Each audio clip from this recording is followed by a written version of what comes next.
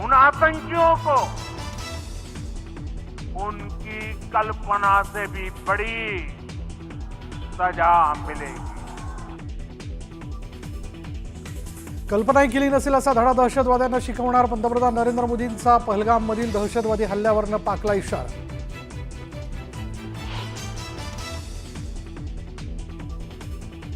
केंद्रीय गृहमंत्री अमित शहांनी घेतली राष्ट्रपतींची भेट। राष्ट्रपतींसोबतच्या चर्चेनंतर कोणता मोठा निर्णय घेणार याकडे लक्ष।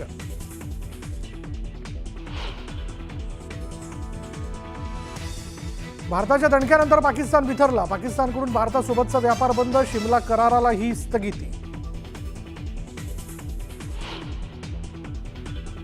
दहशतवादी हाफिज सईद भारताविरोधात पुन्हा बरळला। पाणी बंद केल्यास तुमचा श्वास बंद करू, सईदची धमकी।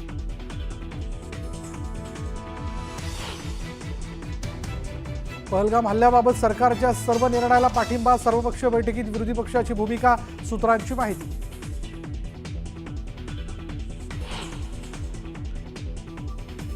भारताचा बीएसएफ जवान पाकिस्तानच्या ताब्यात। जमावानं चुकून ओलांडली होती सीमा, जवानाला परत आणण्यासाठी चर्चा सुरू।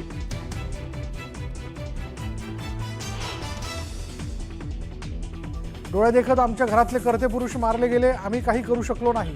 मोने जोशी लेले कुटुंबियांनी सांगितली हल्ल्याची आपबीती।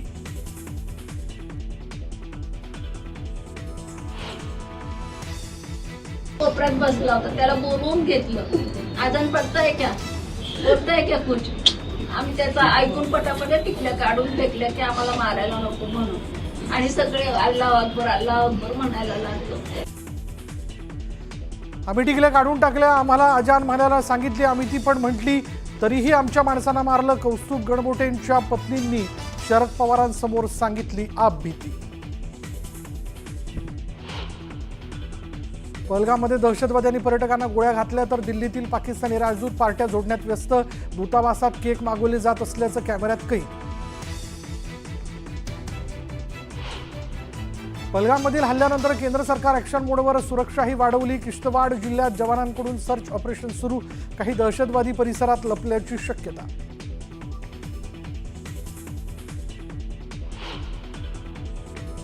पहलगाम हल्ल्याचा मुकेश अंबानींकडून तीव्र शब्दात निषेध। दहशतवादाविरोधातल्या निर्णायक लढाईत आम्ही देश आणि पंतप्रधानांसोबत ठाम उभे, अंबानींची ही ग्वाही।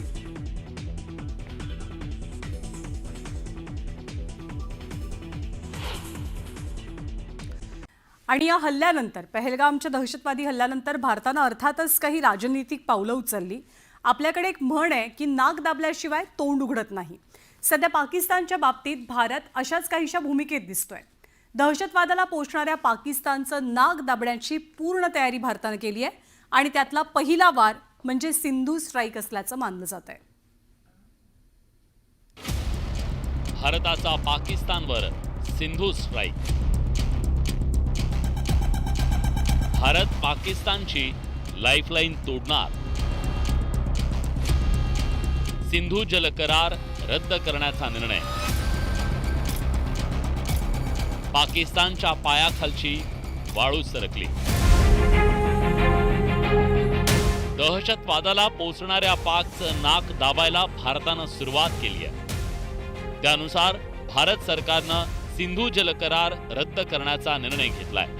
पंतप्रधान नरेंद्र मोदी यांच्या अध्यक्षतेखालील मंत्रिमंडळाच्या सुरक्षा विषयक समितीनं हा निर्णय घेत पाकिस्तानवर पहिला वॉटर स्ट्राईक केलाय। भारताकडनं घाईघाईने रिॲक्शन करणं, एखादा मिलिटरी ॲक्शन करणं हे बरोबर होणार नाही, कारण आपण त्यांच्या हातात हे कोळीत देऊ जर असं केलं गेलं तर। म्हणून भारताने आता हे 5 निर्णय जे घेतलेले आहेत, सिंधू नदीची जी ट्रीटी आहे ती बंद करण्याची किंवा सस्पेंड करण्याचं एक मुख्य, आणि बाकी सगळ्यांना इथून जायला सांगितलं त्यांच्या डिफेन्स अटॅचेसना। व्हिसा बंद केलेत, अटारी आणि वाघा बॉर्डरचा तो सेरेमनी जो असतो तो बंद केला। हे फार चांगली एक पावलं उचलली आहेत भारताने। याच्या पुढे काय होईल आता सांगण्यात नाही, पण नक्कीच काही ना काहीतरी मिलिटरी ऍक्शन भारताकडनं होणार आहे। ती कधी होईल, कुठे होईल, कशी होईल, कोणी सांगू शकत नाही। निर्णयाच्या नुसत्या घोषणेनंच पाकिस्तानच्या पायाखालची वाळू सरकली आहे। पाकिस्तान भारताला धमक्या देण्याचा केविलवाणा प्रयत्न करतोय, पण पंतप्रधान नरेंद्र मोदींनी 2016लाच पाकिस्तानला थेट इशारा दिला होता, तरीही पाकिस्तानला काही शहाणपण आलेलं नव्हतं। ये जो डेवलपमेंट कल रात की है उसके बाद तो अभी जागेगा सिक्योरिटी काउंसिल का अमला, तो फिर पता चलेगा वो क्या कहते हैं। लेकिन अभी पाकिस्तान का नाम लेके, ये भी हमें माइंड में रखना चाहिए, we are responsible people. Pakistan का नाम लेके कोई बात नहीं की गई, इशारों कनाव में बात हो रही है, लेकिन चूंकि उन्होंने कुछ फैसले किए हैं, फैसलों का जवाब दे दिया गया है। जब अगर डायरेक्टली को अटैक होगा तो उससे भी भरपूर, बल्कि वो तुर्की में होगा, इनका जवाब पत्थर से दिया जाएगा। सिंधू जलकरार पाकिस्तानची लाईफलाईन समजली जाते. ही लाईफलाईन तुटली तर पाकिस्तानला कुणीही वाचवू शकणार नाही. भारत आणि पाकिस्तान मधला सिंधू जलकरार एक आंतरराष्ट्रीय करार आहे. 19 सप्टेंबर 1960 रोजी जागतिक बँकेच्या मध्यस्थीनं हा करार झाला. करारानुसार सिंधू नदी आणि उपनद्यांच्या पाण्याचं वाटप करण्यात आलं. भारताला पूर्वेकडच्या रावी, बियास आणि सतलजचं पाणी वापरण्याचा अधिकार मिळाला, तर पाकिस्तानला पश्चिमेकडील सिंधू, झेलम आणि चिनाबचं पाणी मिळालं. पाकच्या पाण्याच्या गरजेच्या एकूण 80% पाणी एकट्या सिंधूच आहे.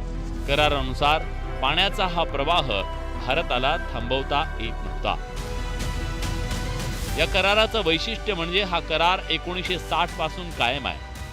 भारत आणि पाकिस्तान यांच्यात युद्ध झालं, तणावाचे अनेक प्रसंग आले, पण त्या काळातही त्याचं पालन करण्यात आलं. पण भारतानं सिंधूचं पाणी अडवून धरलं तर पाकिस्तानवर त्याचे गंभीर परिणाम होऊ शकतात.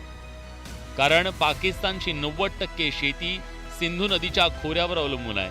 पाकिस्तानच्या GDP मध्ये शेतीचं योगदान तब्बल 25% इतकं आहे. पाणी थांबवलं गेलं तर पंजाब आणि सिंध प्रांतातील लाखो हेक्टर जमीन कोरडी पडेल. पीक उत्पादनात घट होईल, अन्न टंचाई आणि आर्थिक अस्थिरता निर्माण होईल. कराची, लाहोर, मुलतानसारख्या शहरांमध्ये पाणीबाणी निर्माण होईल. पाण्याच्या कमतरतेने मोठं सामाजिक आणि राजकीय संकट उभं ठाकेल. पाकिस्तानच्या वीज निर्मितीवर त्याचा परिणाम होऊन पाक अंधारात लोटला जाईल. त्यामुळे हा निर्णय पाकिस्तानच्या पायाखालची वाळू सरकवणारा ठरू शकतो. करार रद्द करणं आंतरराष्ट्रीय कायद्याच्या दृष्टिकोनातून गुंतागुंतीचा मुद्दा आहे. कारण दोन्ही देशांनी एकत्रितपणे बदल करणं आवश्यक आहे. एकतर्फी कारवाईमुळे पाकिस्तान याला युद्धाची घोषणा समजू शकतो. त्यामुळे पुढच्या काळात या निर्णयाचे गंभीर परिणाम आपल्याला दिसू शकतील, हे नक्की. Bureau report, news 18 Lokmat. आणि पहलगाममधल्या दहशतवादी हल्ल्यात तब्बल 27 निरपराध पर्यटकांचा बळी गेल्यानंतर देशभरात संतापाची लाट उसळली आहे. देशभरातनं दहशतवादाच्या समूळ नायनाटाची मागणी आता जोर धरतेय. पाहूया देशवासियांच्या भावना कशा तीव्र आहेत.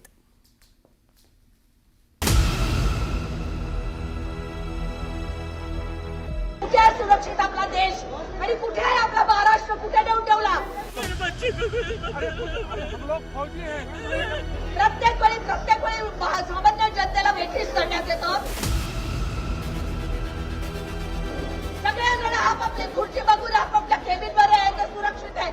सामान्य माणूस केबिन भरडला जातो. हा उद्रेक आहे देशातील सर्वसामान्यांचा. हा संताप आहे निष्पापांना गोळ्या घालणाऱ्या दहशतवाद्यांच्या विरोधातला. पहलगाममध्ये लष्कर तोयबाच्या TRF दहशतवाद्यांनी हिंदू पर्यटकांना लक्ष्य करत गोळ्या घातल्या. या भ्याड हल्ल्यात देशभरातील 27 पर्यटकांचा दुर्दैवी मृत्यू झाला, ज्यामध्ये महाराष्ट्रातील 6 पर्यटकांचा सुद्धा समावेश आहे. आता या क्रूर हत्याकांडानंतर पाकिस्तान पुरस्कृत दहशतवादाचा समूळ नायनाट करण्याची मागणी केली जाते. सरकारने विचार करायला पाहिजे आणि यांना कडक शासन केलं पाहिजे. आणि आमचं तर असं मत आहे की जसं सर्जिकल स्ट्राईक केली होती, पुन्हा एकदा सर्जिकल स्ट्राईक करून पाकिस्तानला धडा शिकवावा अशी आमची इच्छा आहे. जम्मू काश्मीरमध्ये कुटुंबियांसोबत फिरण्यासाठी गेलेल्या पर्यटकांना गोळ्या घालणाऱ्या दहशतवाद्यांना शोधून ठार करण्यात यावं अशी मागणी या हल्ल्यात ठार झालेल्यांच्या कुटुंबियांनी केली आहे. शिक्षा एवढी झालीच पाहिजे आणि आमच्या घरातला सारखा माणूस गेले.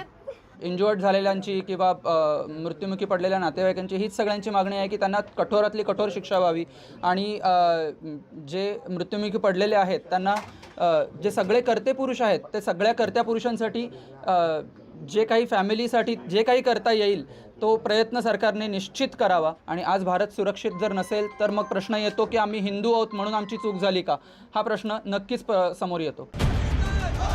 पहलगाम हल्ल्याचा देशभरात निषेध केला जातोय. जम्मू काश्मीरपासून ते अगदी कन्याकुमारीपर्यंत दहशतवादाविरोधात संताप व्यक्त केला जातोय. पंतप्रधान नरेंद्र मोदींनीही या दहशतवादावरती प्रहार करण्याचा इशारा दिलाय. त्यामुळे आता पाक पुरस्कृत दहशतवादावरती कधी आणि कसा प्रहार केला जातो याकडे 27 मृत्युमुखी पडलेल्या पर्यटकांच्या कुटुंबियांसह संपूर्ण देशाचं लक्ष लागलंय. Bureau report, news 18 Lokmat.